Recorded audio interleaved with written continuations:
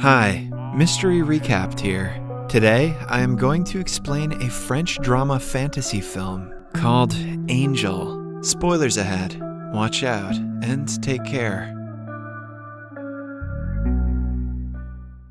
Louise is a beautiful young girl working as an assistant to a magician. She falls in love with his charm, and so does he with her beauty. But tragedy strikes when during one of their performances, the magician depicts being invisible and never returns. His disappearance causes Louise to fall into a spiral of depression. For some reason, she believes he will return to her soon because he has the ability to turn invisible on command. Her depression turns into hallucinations and delusion, which eventually lands her in a mental asylum. 9 months after the magician's disappearance, Louise goes into labor. No one knows she is pregnant, so she has to give birth on her own. The baby born that night is invisible. His existence proves that Louise is not delusional, or maybe it proves she's really delusional. But either way, she is too scared to tell the nurses. She knows her son will turn into a subject of experiments if people find out about his existence. Hence, she keeps him a secret. The nurses come every day to give her food and medicine, but never find out about the invisible kid living in the room. Louise calls him Angel, which eventually turns into his name. She takes great care of him and raises him like any normal child. We see her patting his back, feeding him, teaching him to talk and eat.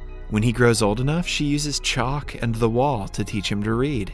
Angel loves to play with Louise's old dress and shoes, which is the only way he can see half of himself in the mirror. Every night, Louise tells him about her childhood home. She used to live in a cabin in the middle of the woods, owned by her father. On vacation, they used to travel by train and go to a lake. It is Louise's favorite place in the world, and she hopes her son will be able to see it one day. She also wants to teach him to swim in the lake, but the thought of him meeting the outside world scares her to death.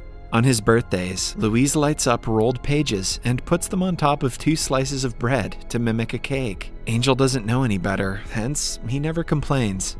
As the years pass, Angel grows up to be a smart 10-year-old, but doesn't come to terms with his invisibility. With growing age, his curiosity grows as well. One evening, he gets on top of a chair and looks outside the window. For the first time in his life, he sees another human his age. A little girl is with her parents outside her home. She trips on the stairs and is helped by her mother. Angel returns to his mother in bed and tells her about the girl. Louise is terrified that her son is growing curious about the outside world. She tells him he is different from the rest of the world, which the normal people don't like. Hence, he has to be careful to never be noticed by anyone.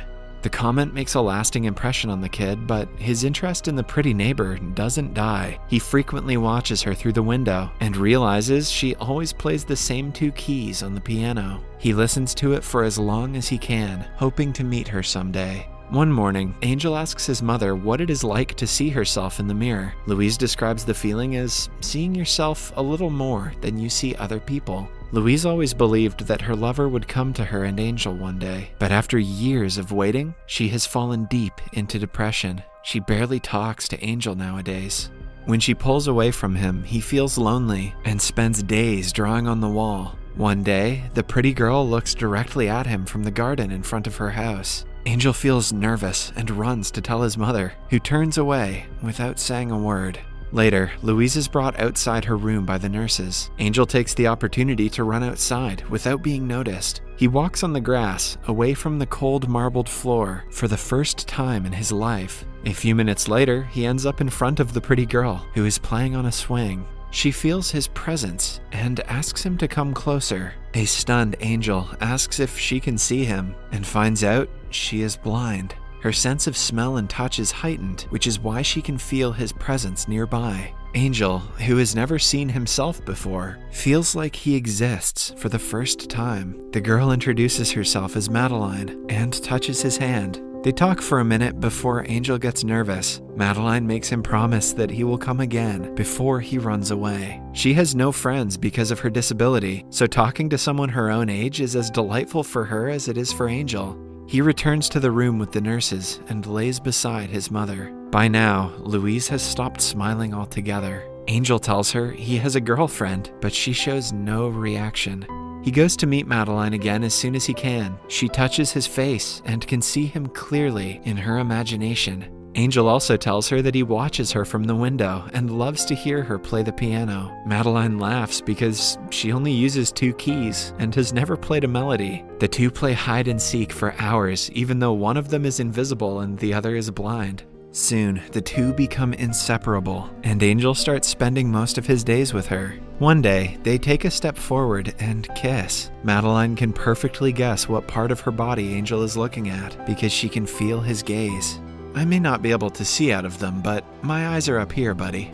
Angel couldn't be happier in life, but that doesn't last long. Madeline reveals that she is about to get eye surgery the next week, after which she will be able to see. She is the most excited about finally getting to see Angel, but he doesn't feel the same way. They spend the next week together before she waves at him from her house and leaves. That night, Louise speaks for the first time in months and invites Angel to sleep by her side. She also asks him to go to the cabin in the woods if something ever happens to her. When Angel wakes up in the morning, she has already passed away. The news is too much for the kid to take. He watches his mother's body for hours before the nurses come and take her away. They also remove all of her belongings and the writing from the wall. The room is the only thing Angel ever knew apart from Madeline. It is gone, and Madeline will hate him when she finds out the truth. So, without anything in his possession, he boards a train and goes to the lake his mother always talked about. He imagines Madeline coming out of the water, which only makes him sadder. Then, he boards another train to the cabin in the woods. He breaks in and looks around before sleeping on the sofa and declaring it his house.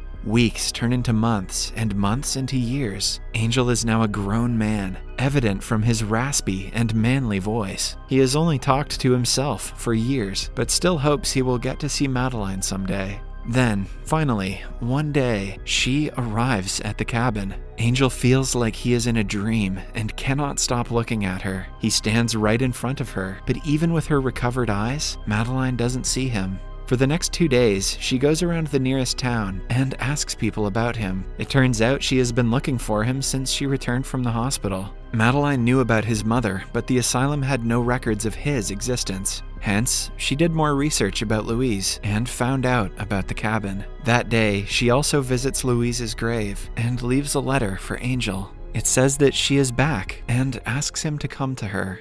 Angel continues following her and stays with her at the house, without her knowing. Madeline frequently feels his eyes on him, like she did years ago, but she dismisses it every single time. Having had enough, Angel writes a letter back to her, saying that he misses her as much as she misses him, but can only meet if she promises to keep her eyes closed. They meet in the woods later that day, and as promised, Madeline keeps her eyes closed. They return home together and lay down by each other's side. Madeline feels his face and takes in his scent, trying to relive the memories they shared. His scent has changed a little, but she can still recognize him. The lovers are overwhelmed by the sudden closeness after years of longing for each other.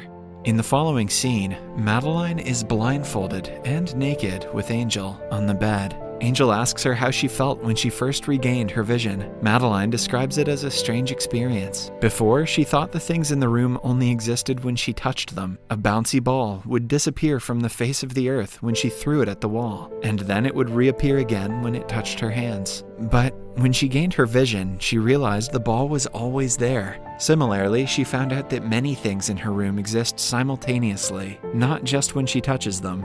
The profound explanation makes Angel question his existence when he is away from Madeline. For the next week, they live in paradise. Madeline continuously has a cloth over her eyes, but doesn't mind it. They talk about their childhood and their teen years, and end up falling in love for the second time. Then, Angel brings her to see the lake, which has become his favorite place over the years. Madeline takes off the blindfold and is mesmerized by the view, but the only thing she really wants to see is her boyfriend's face. Angel kisses her on the neck from behind and promises to reveal himself at night. The night comes, and he is in the bedroom with a sheet over his head. Madeline promises to love him no matter what he looks like, but when she takes the sheet off, she retreats in shock. Angel tells her the truth, which is too much for her to take. She breaks down crying, making Angel feel like the ugliest person in the world. He watches her curl up on the floor in tears till the morning. When she falls asleep on the ground, he puts a blanket over her.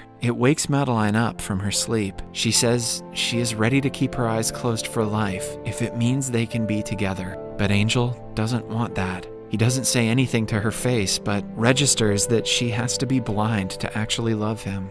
Madeline wakes up the next morning and looks for Angel but doesn't find him. Instead, she finds a note that says he is going away from her life. He promises to always love her, but asks her to stop loving him. Madeline sheds a single tear after reading it. She packs her luggage and is ready to leave when she feels something in her chest. It is almost as if she can tell where Angel is at that moment. After closing her eyes and searching for his scent, she realizes he went to the lake. In the following scene, Madeline reaches the deck and calls for him. She knows he is nearby because of his scent, but Angel refuses to talk. Suddenly, a splash of water is heard. Angel has accidentally fallen into the lake, but he doesn't know how to swim. Madeline jumps behind him, even though she cannot see him. After frantically searching for a while, she sees bubbles underwater and brings him to the shore. Angel gains consciousness after a few rounds of CPR. Madeline declares that this is the end of their misery, and they will remain together forever after this moment. She promises to learn to see him with her eyes open, like she used to see him with them closed.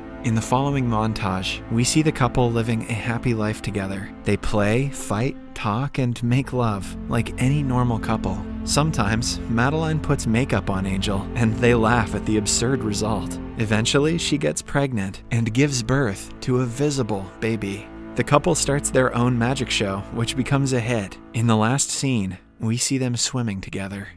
Subscribe for more videos like this, turn on notifications, and leave a like to help the channel out. Thank you for watching.